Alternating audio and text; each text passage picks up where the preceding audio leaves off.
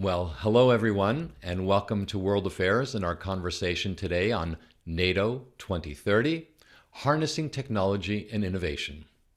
My name is Marcos Kounalakis, a visiting fellow at the Hoover Institution, and I will be your host today. I'd like to thank all of our guests joining us from around the United States and from Europe. Good day to you all, even though they are different times of the day. And a warm welcome to our guests joining us from NATO headquarters in Belgium, Dame Ambassador Sarah McIntosh, the UK Permanent Representative to NATO, and Assistant Secretary General for Emerging Security Challenges, David Van Wiel. San Francisco and the West Coast are the final stop in this online speaker series, NATO 2030, Strengthening the Alliance to Address New Security Threats. The series is brought to you by NATO and the World Affairs Councils of America. I want to thank both organizations and these in this partnership, in particular, Bill Clifford, the president of the World Affairs Council of America, for putting this series together.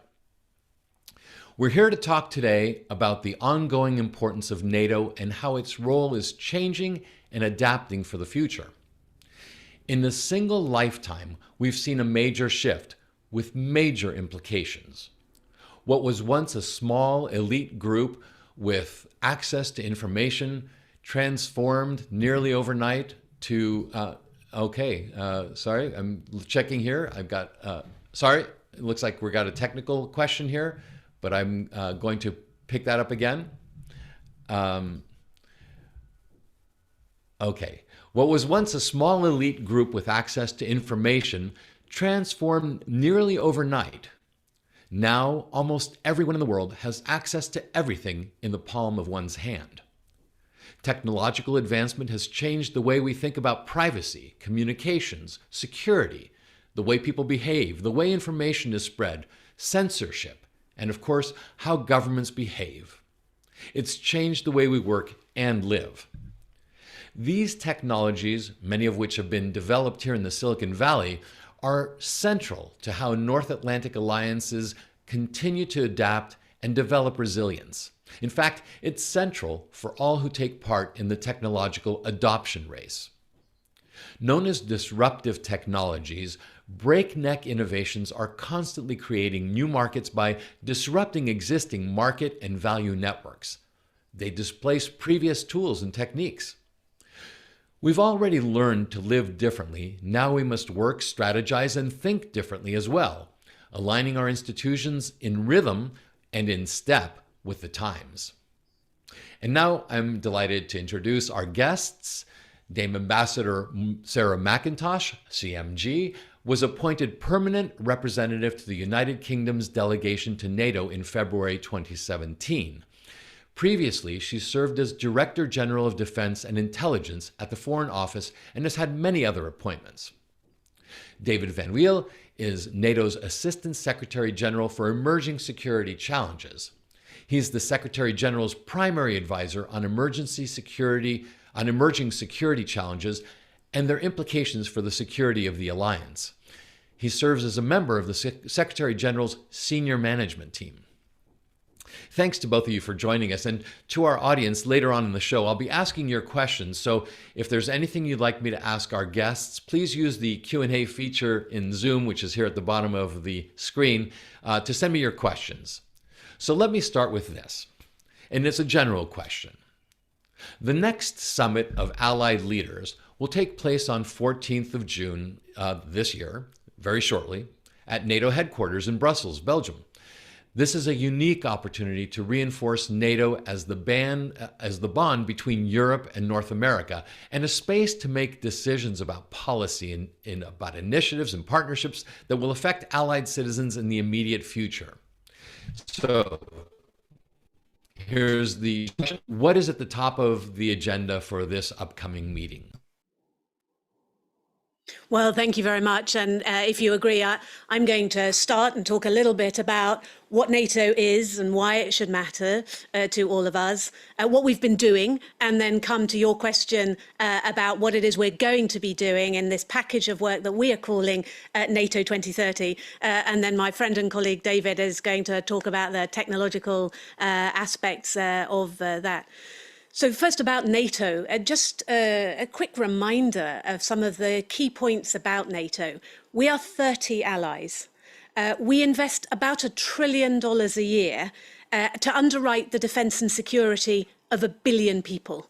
So it's a big deal, NATO. David's from the Netherlands and I'm from the UK. And US, UK, Netherlands and 9 other allies, we formed NATO in 1949 to make sure that if our security were ever challenged again, as it had been twice in that century, that we would stand together, one for all and all for one. And so we wrote a treaty that made us a defensive alliance, but put us together in that one for all and all for one alliance.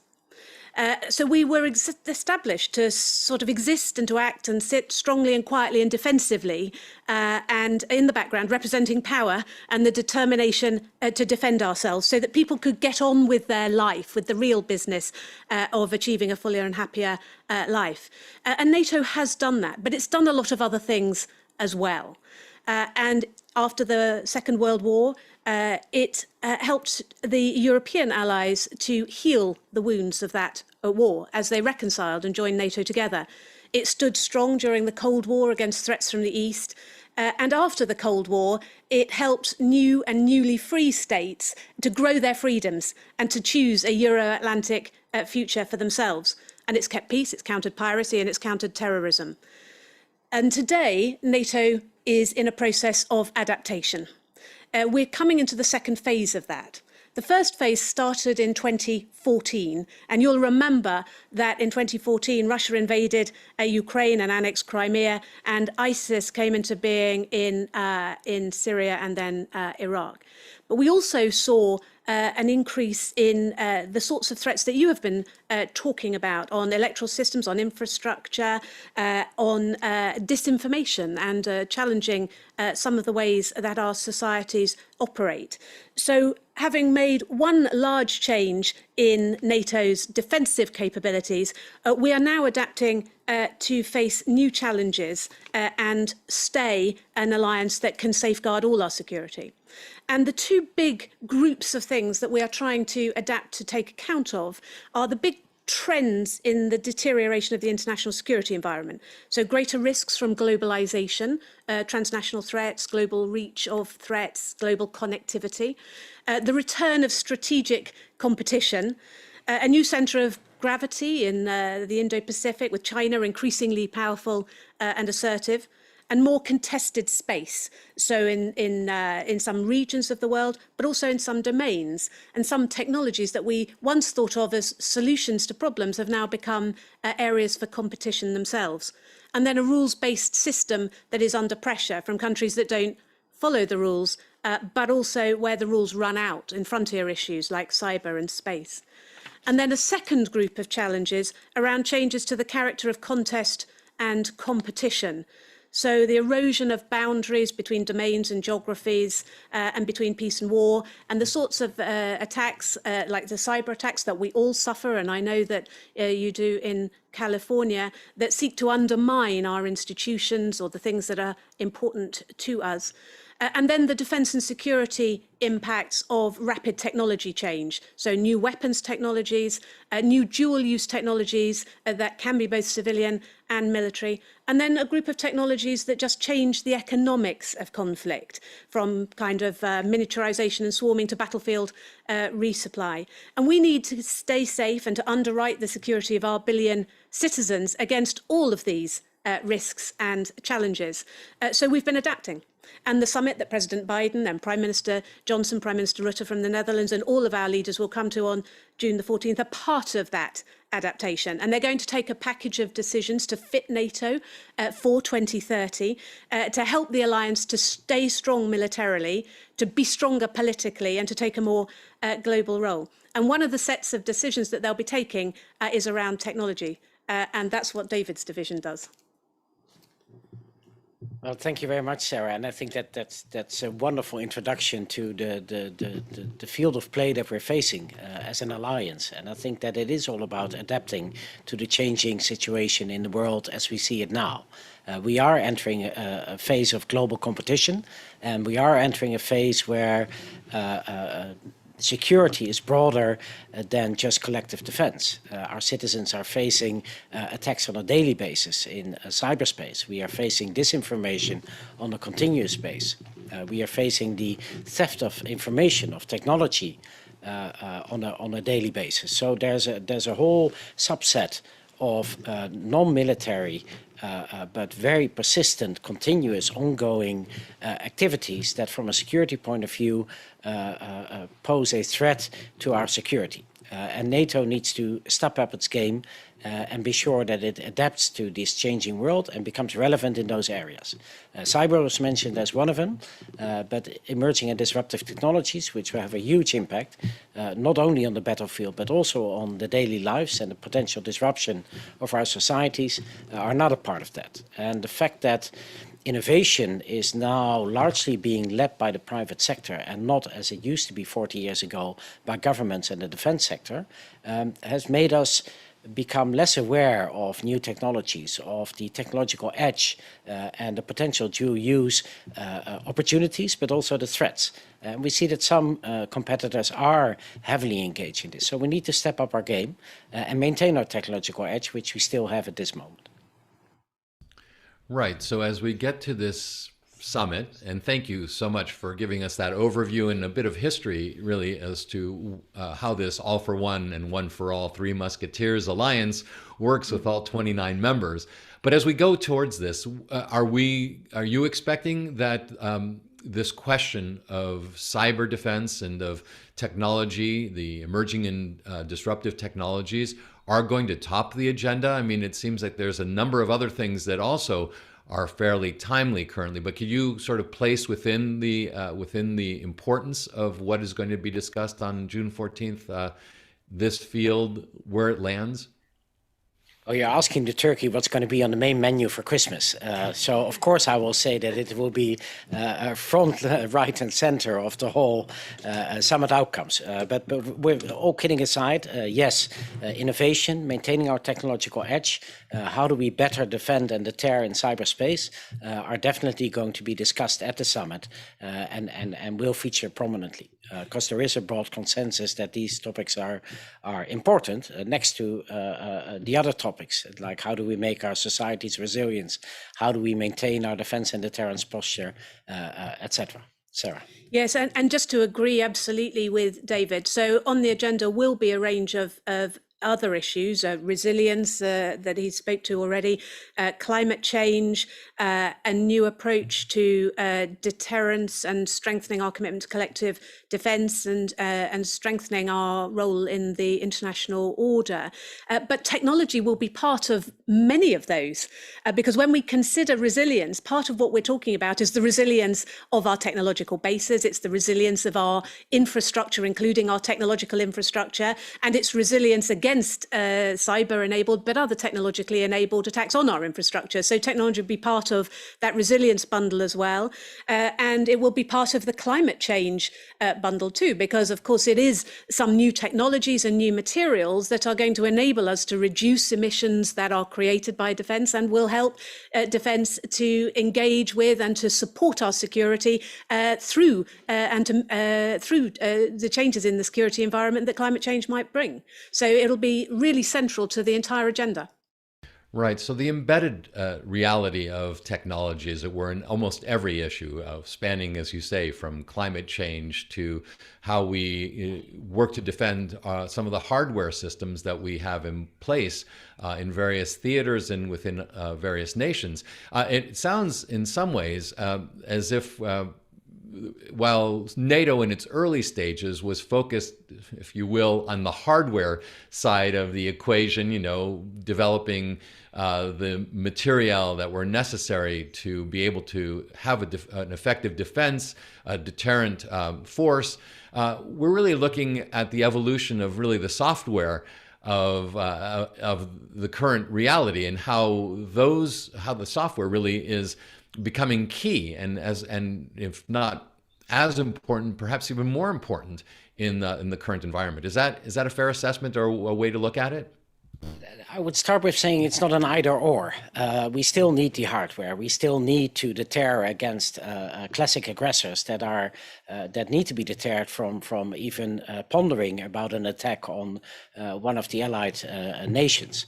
But it's an and, because we do see that the vulnerabilities of our societies, the potential of new technologies, the digitized society that we live in, pose security risks on a day-to-day basis, and not only in armed conflict, but also now during peacetime, that we need to address in order to safeguard the security of our citizens.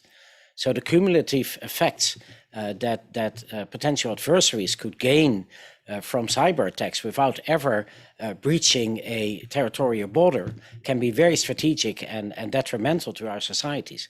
And we need to have an answer to that. So yes, it is maintaining our classic defense and deterrence and making sure that we maintain our technological edge there. But it's also venturing into the domain of innovation, in the domain of cyber, and becoming an active player also during peacetime. Right. And David Van Wiel, you said in your opening remarks that, in fact, there's been this shift to the private domain for innovation. And of course, as you say, it's not an either or, because previously, of course, organizations like DARPA were key in helping develop some of the key innovations and technologies that we're still using today.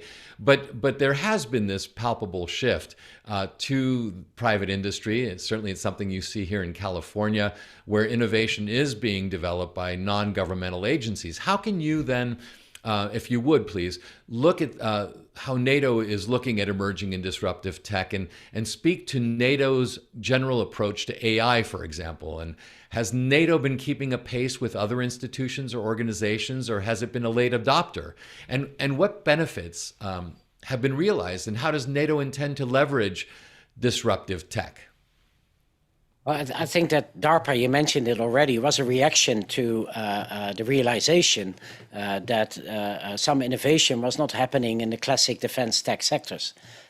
So in order to be able to be aware of these technologies and their potential military use, you have to get close to the communities where these technologies are being developed. And close means physically close. You need to be there where the startups are, where the academics are, where the technology is being developed. It also means culturally close. So a large defense organization can be bureaucratic or inaccessible for a variety of reasons for these communities that you're trying to reach out. So in order to do that, we need to actively change our posture and make sure that we tap into these innovation systems, as I said, that do exist in our allied territories. We still have 9 out of 10 of the best universities are in allied countries. So we definitely hold the innovative edge as countries, but we're just trying to tap into it from a defense perspective and a security perspective. And to do that, we've adopted a strategy in February on EDTs, where we categorize EDTs into a few categories, which are identify, to familiarize ourselves with the technology, and finally to act on it.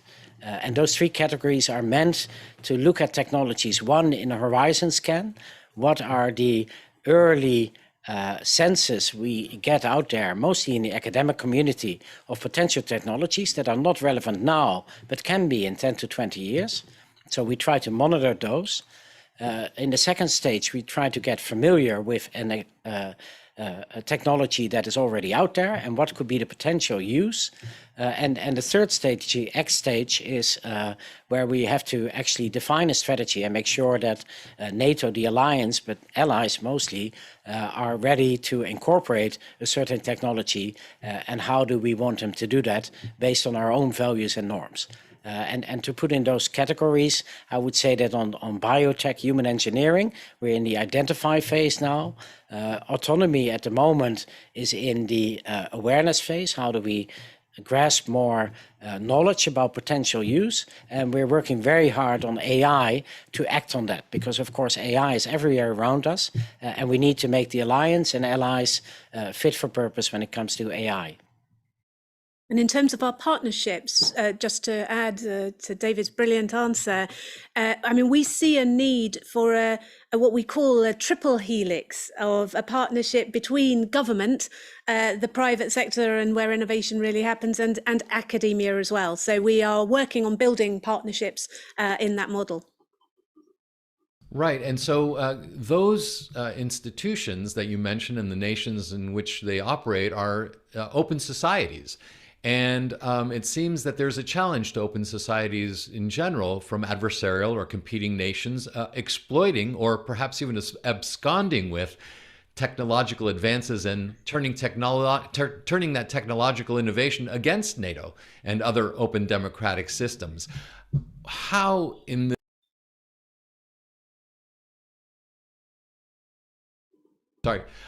are we in this environment, in this alliance, which is defending open society, which is defending democracy, also able to make sure that those adversaries are less capable than at being able to, quite frankly, steal that technology and use it against us? So so the basic principle of deterrence is that it happens in two ways. One, by denying the ability to have the effect that you are seeking, and that means by being resilient ourselves. So being resilient in the networks that we have, in the ways that we develop technologies, in the way that we protect the technologies that we have developed, but also resilient in our society. So across our critical national infrastructure, across our societal resilience, so that we can be resilient, so that we can accept that sometimes we simply will be on the receiving end of of bad treatment, and we can be resilient to that because we are strong societies. And in the UK, and I'm sure in the US and in the Netherlands, we think that one of the sources of our strength is our openness. So we are very keen to maintain it and to build on it.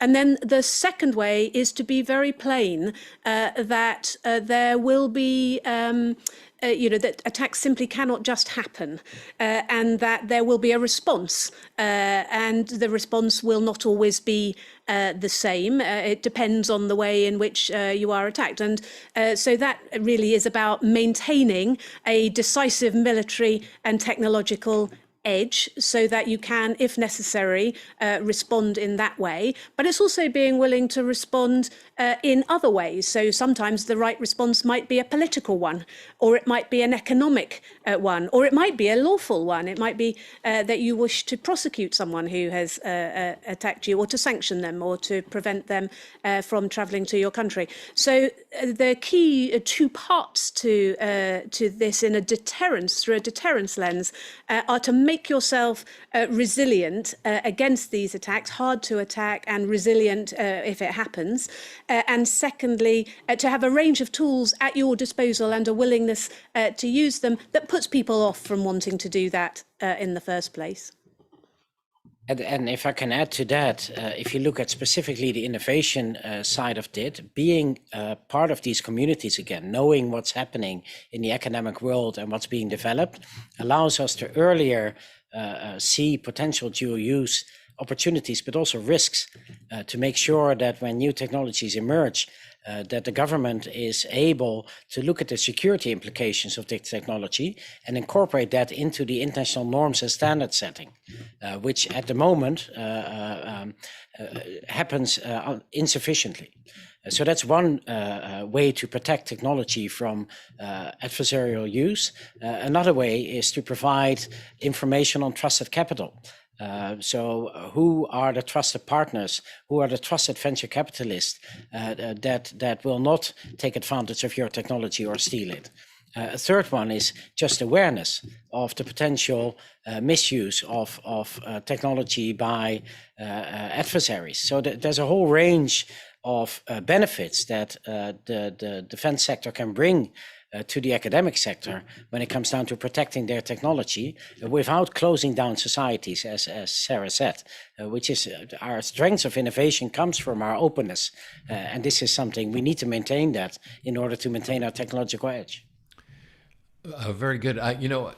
We're broadcasting here in the United States, and of course, we have a mixed in recent history with commitments to NATO and support for NATO. And so I would be remiss by not asking about President, and this has come up in some of the questions as well. President Biden's administration will use the upcoming NATO defense gathering to begin what is expected to be a years-long effort to rebuild trust with European allies. And this, of course, after President Trump questioned the value of the alliance. Can you locate for us the future American role within NATO and how you perceive what President Biden's team needs to do, and President Biden himself, to rebuild that bond? Sarah, you want to? Sure, yeah. Well, so what I would say about that is we are enormously looking forward to President Biden visiting. As you know, he's coming first to the United Kingdom for the G7 summit in Cornwall, and then from there he will come on to NATO, and then I believe he will talk with the European Union as well, and so on. So it's good and exciting that he is coming over for his first meeting with allied leaders at NATO. We have heard very clearly his messages about an unshakable commitment to NATO and his strong commitment to alliances in general and NATO in particular. And you would expect that would warm the heart of a NATO ambassador.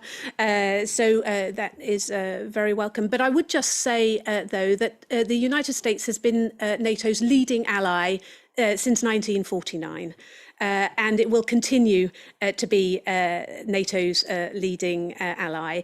It has committed enormous resource, enormous forces, and enormous political will and support to the alliance for the alliance's 72-year history. We are thankful for that, and I thank you and your listeners for the support that you have given to that through your democratic process, and we are proud to be one of your allies. UK is the leading European ally. We invest 2.2% of our GDP in defence.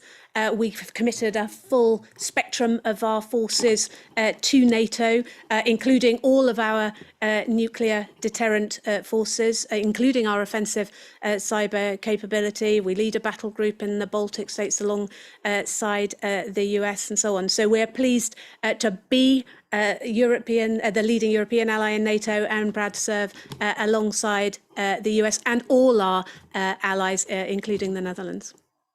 Yes, I was going to avoid being from the Netherlands here, because there are, of course, things where President Trump was very right when it comes down to burden sharing and expecting all allies to live up to the expectation of paying 2% of their GDP on defense.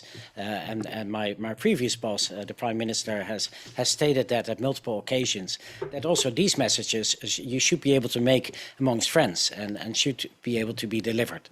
From the global competition point of era that we're now entering, I think that there's no ally that thinks that there's a good substitute for transatlantic security. Basically, as democracies with shared values across the Atlantic, with a huge potential when it comes down to economic power and military power, I don't see any end to the alliance anytime soon, and that's in all our benefits. Absolutely, and to be fair, the desire for burden sharing predated President Trump as well, and has been one of the consistent messages coming from American administrations over time. But in fact was sort of brought to a much more to a higher level during the Trump administration in the way that it was articulated. If I might add one sentence, just please. also to say, my government also believes that all allies should invest 2% of their GDP in defence and commit forces to NATO. We all agreed to do that in 2014 in our NATO defence investment pledge, and it's an important pledge and we should live up to it. Right. And so then you and I, Ambassador McIntosh, are giving kudos to, I guess, Poland, Greece, the UK, and is it Lithuania as well? That is achieving the 2% burden. I think there's 10 allies at the moment, yeah. Oh, is that right? Okay, well, excellent. So there we go. So your message is coming across, and that ability to meet that commitment is growing. So good on you and on all of those allies. As I was saying, we've opened it up to questions from our audience, and many of the questions coming in are about Article 5 and sort of the application of Article 5 to this new cyber reality. When collective defense is understood in a kinetic sense, it's very easy to point whether hardware or armies are crossing borders, but I guess it's an entirely different ball of wax, if you will, once you start talking about embedding malware within systems, shutting down pipelines with unclear provenance of where those attacks are coming from. How does NATO, if you will, approach the question of Article 5 when it comes to cyber, and I'm not even going to call it cyber warfare, because in some ways this is a hybrid or a gray zone reality of persistent attack. How do you then fit that within the understanding of Article 5 and this collective defense understanding? Yeah, that's a very good question. And I think that NATO was pretty early in stating that a cyber attack may constitute to be an armed attack in the sense of Article 5. So the messaging has been clear that it is not a free-for-all in cyberspace, that a large-scale attack could actually trigger Article 5. And after that, we haven't, of course, ventured into the ambiguity that that statement leaves, because it has a deterrent message as to whether or not an attack would come to that threshold. What you mentioned is a different phenomena that we're seeing, that below that threshold of Article 5, below those large-scale attacks that really impede a country's infrastructure or resilience, we see continuous campaigns from different actors that are, if in a cumulative effect, making strategic damages. And how do we respond to that? And I think that's not a question of Article 5. It is how do we have a more proactive and persistent engagement with these campaigns that are not always life-threatening, but definitely damaging. You mentioned the Colonial Pipeline attack, which, well, I don't know if it's comforting, but did not have a political motive as far as we know, but still very damaging to the economy. How do we respond to that? How do we dissuade actors from carrying out these kind of attacks? And that's one of the things that we're trying to tackle in the new cyber defense policy that we're developing at the moment, to be an active alliance also when we're being hit by continuous campaigns. Right. Okay. Well, that's also then leads me to one of the other questions that's come in, and really it's been a very active question period with numerous folks who are watching engaging. But one of the questions is both about this defense posture and approach, and also the context of resilience.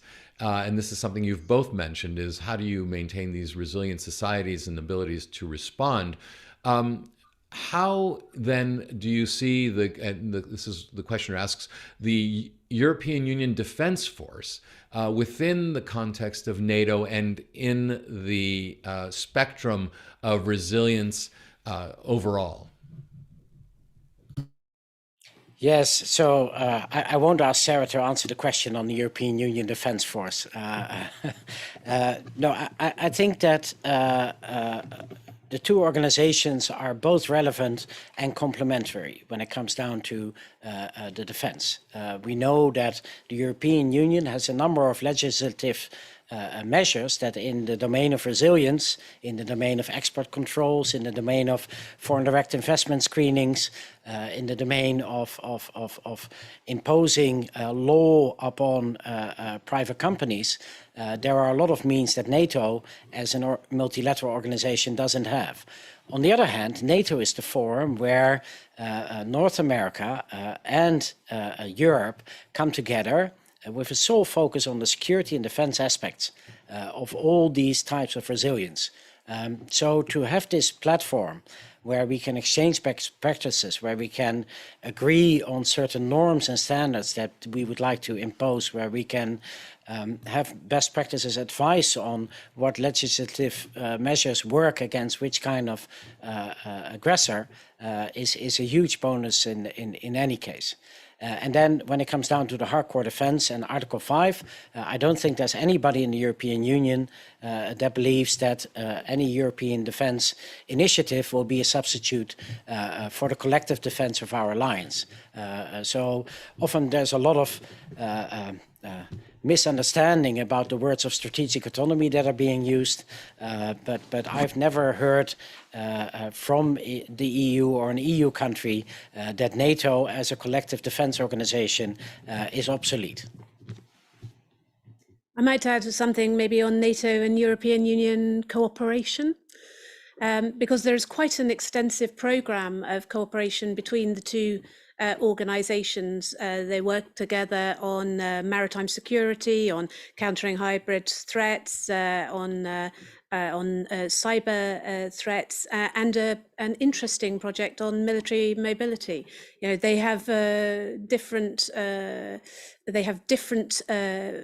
contributions to bring to this debate and different capabilities to bring, but the same goal of living peacefully and securely and safely in a free and open world. Thank you, Ambassador McIntosh.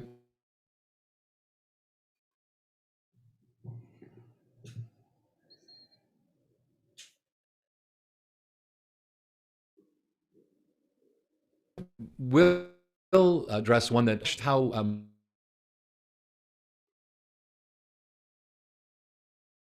I'm so sorry, we're not hearing you here. well, actually, let me talk about two domains, right? One is freezing here. Am I back on? Yes, hello? You're still a bit fragmented. Can you hear me now? My image off, is that coming? It's fragmented. Coming across? We heard the last bit of that sentence. Let's see what's going on here. Into it. The question of whether or not, if we can look at the new domain.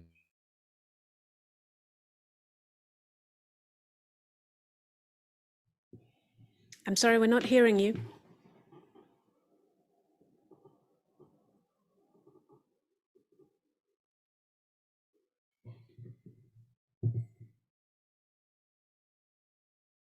Is it on our side or?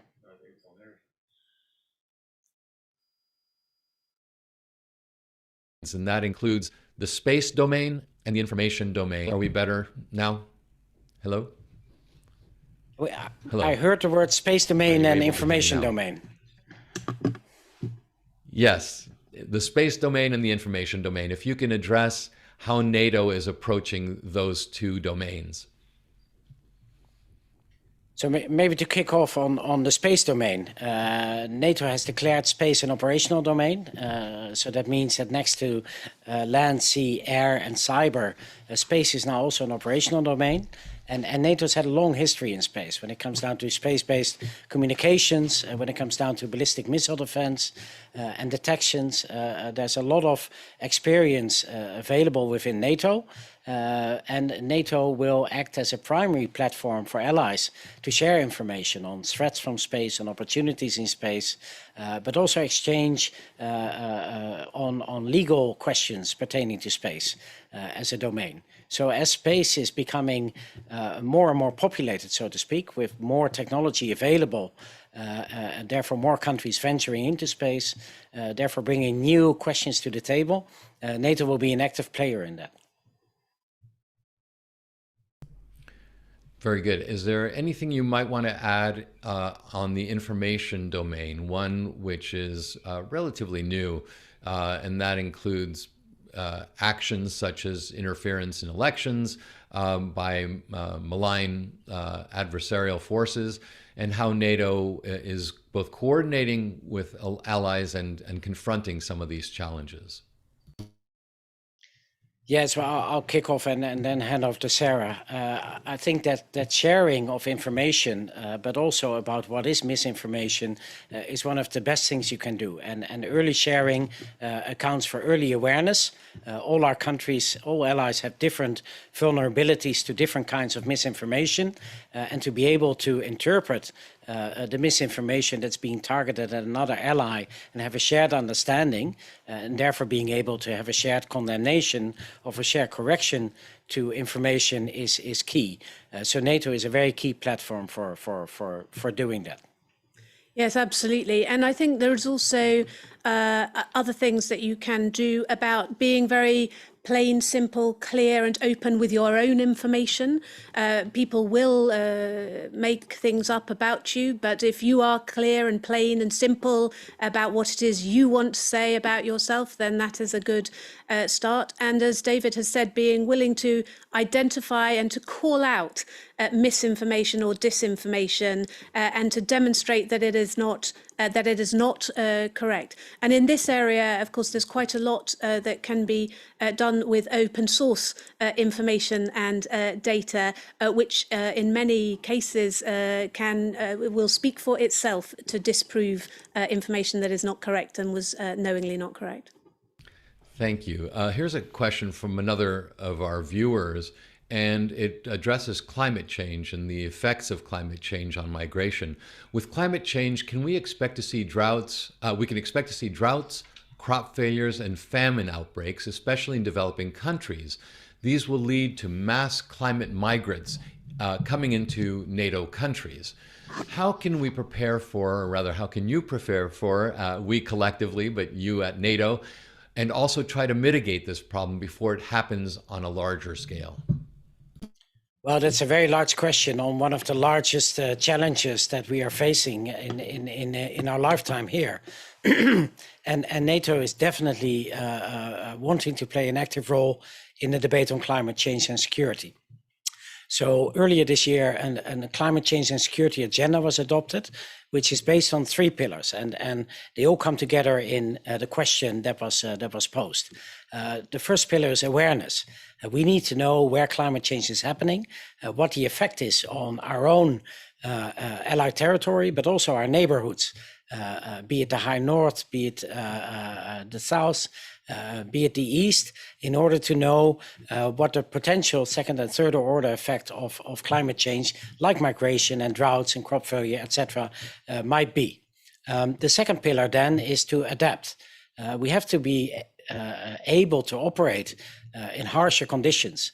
We have to protect our own critical military infrastructure from the potential implications of climate change. And we need to be prepared for more disaster relief in those areas that might be struck by climate change. And thirdly, the third pillar is mitigation. And of course, the defense sector is not going to stop climate change as a whole, and it needs to be, whilst contributing to mitigation, it needs to remain operationally effective and credible to start with. But to those voices that think that armed forces will be using fossil fuels long after the civilian society has, that is, of course, not a scenario that, one, we would want to be in, or two, that would be sustainable, if only from a point of view that where would you get your fuel if nobody else is using it? Where's your infrastructure? So that the defense sector will also become part of this transition phase is a given. And NATO will have to monitor closely what the energy transition will mean for adapting forces and take that into account into its procurement processes. I completely agree with that, with David's answer. And we see three areas in particular where climate and security kind of engage one another. One you've described already as a threat multiplier. As we get new security challenges, and it also, climate change multiplies and exacerbates ones that already exist. Second, climate change will change the environment in which our forces operate. And that might make it more difficult, or it would certainly change what they need to do and how they need to do it in order to adapt to that. And then defence as an enterprise has emissions and will contribute to it. So we need to take the measures that David talks about to mitigate those.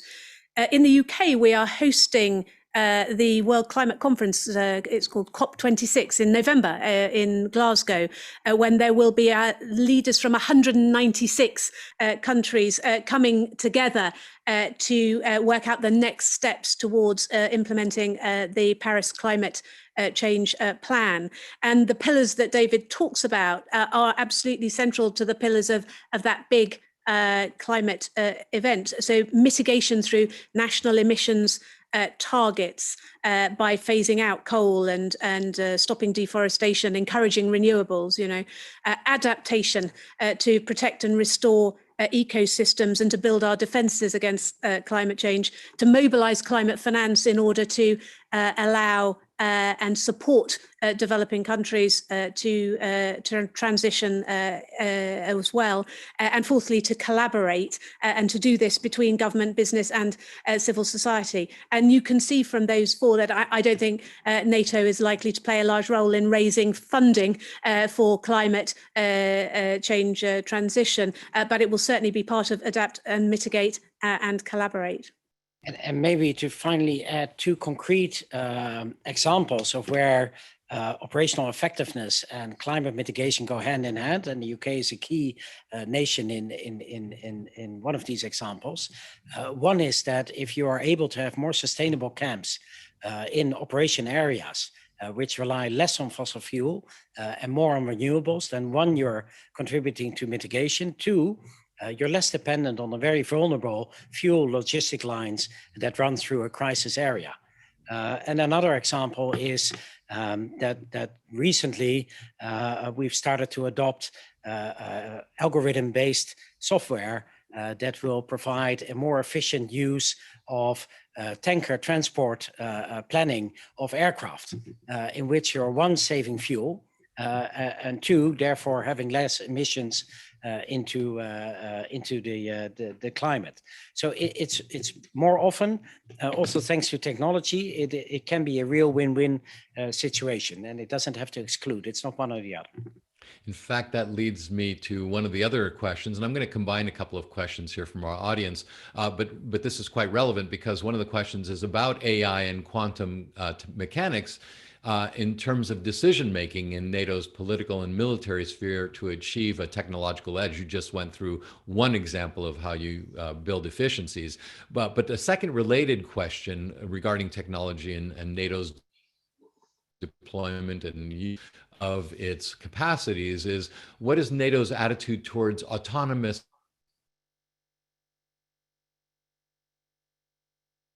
weapons? Very related questions. Yes, I only heard autonomous and weapons, but I think that the word lethal was somewhere in between where you fell out. I mentioned earlier that we're now working on our artificial intelligence strategy.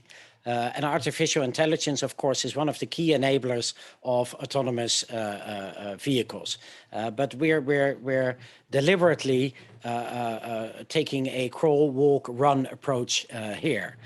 So we're talking about AI first in isolation, and we're looking at what do we want AI to adhere to? What are our principles of responsible use that we want to apply to artificial intelligence? That means that we want to know to an extent what the outcome is based on the input that goes in. That we want to know, is it governable? Can we turn it off if we want to turn it off? We want to know, is it compliant with our laws So there's a number of features. Is it unbiased? There's a number of general principles that we need to agree on as allies, that we want to be valid for the responsible use of our AI. And we need those principles. We need them, one, towards the industry, so they know what NATO use of AI means in terms of expectations and design. And we also need it, I think, towards our public to ensure the trust in the AI that NATO nations will use when it comes down to defense applications. And from there, in this vehicle, we will start and applying AI to certain use cases. And you name one, which is a combination of big data, autonomy, and AI when it comes down to lethal autonomous weapon systems. But most applications of AI are not that difficult or controversial, but can have use effects. And I don't want to look too much to Sarah, but I think we saw a recent example of people being fired in the post office by an algorithm that was biased and therefore provided wrong output. I mean, even in the use of logistics or HR, we need to be aware or we need to be able to rely that our AI actually does what we want it to do. And if you do that in simple use cases and you've got your structure in place of screening the use of AI, it will become much more easier when you get down to the more difficult questions of is AI allowed to make decisions in weapon systems, and what should then be the involvement of the human in that process? Yes, I absolutely agree. I mean, we see clearly that in the UK, we will want to adopt and exploit AI as part of our future defences, that we will want to develop the AI ecosystem in the UK, but also that we will want to work with others to shape global AI developments to promote security and stability, but also democratic values and responsible use. So we recognise that there are enormous opportunities from AI, from accelerating decision making, accelerating operational tempo, taking people out of harm's way by having dull, dirty, dangerous tasks done automatically, and significant kind of efficiency gains and so on. But we and a number of other allies are already looking ourselves at ethical frameworks for guiding the responsible use of artificial intelligence. We have already published one, but that relates to a specific part of our security apparatus, and we will need to discuss these issues again. And also we will need to look at other people's unscrupulous and unprincipled use, and we will need to work together as democratic, open societies that believe in the rule of law to try and shape an international legal, ethical, regulatory norms and standards for the overall governance of AI use.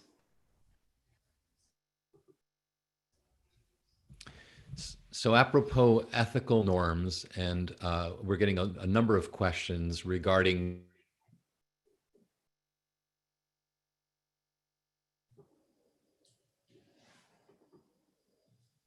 China. I'm sorry, we're not NATO's hearing you stance here. towards China. Discuss. Sorry, let me try one more time here without the image.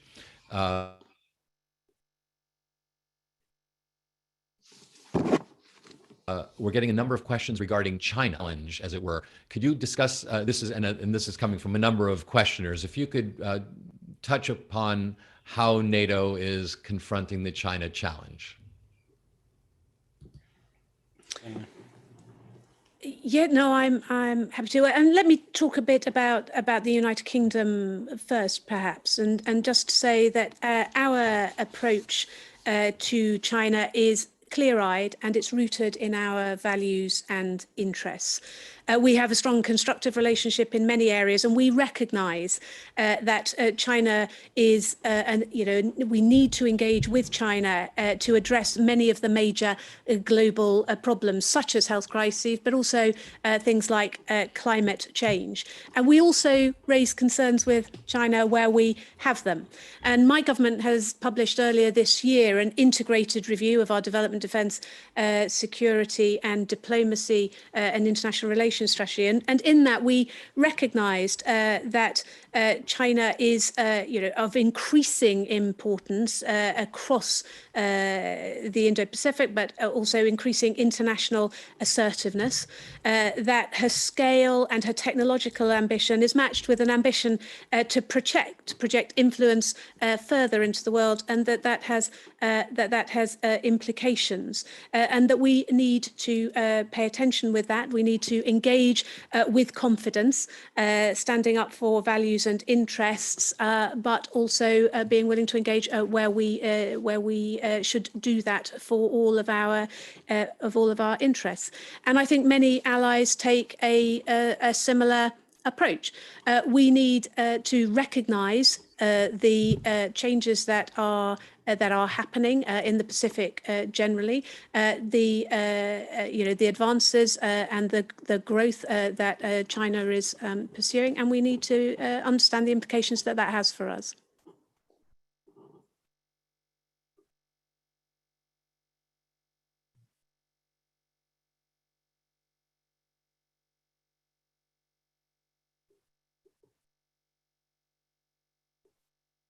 I'm afraid we lost the connection again. I think we have.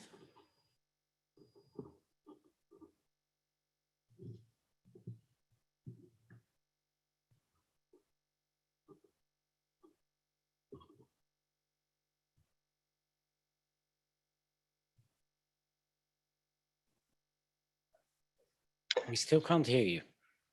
Well, then it will be my privilege to jump in from Washington, D.C. I'm Bill Clifford, President and CEO of the World Affairs Councils of America, and I would like to thank Marcos for facilitating today's excellent discussion with Ambassador McIntosh and Assistant Secretary General Van Weel.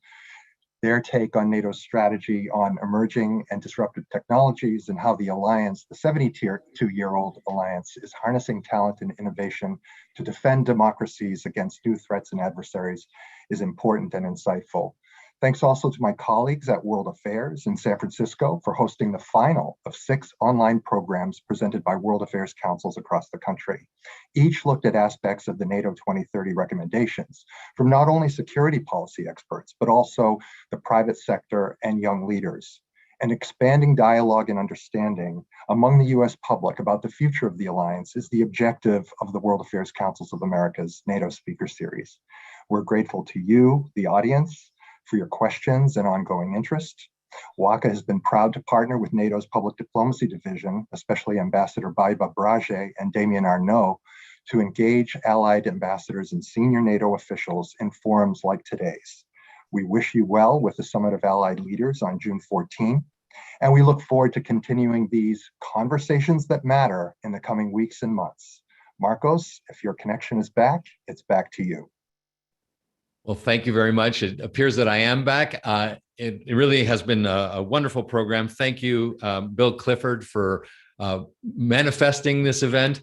And thank you again to Ambassador Sarah McIntosh and to Assistant Secretary General David Van Weel.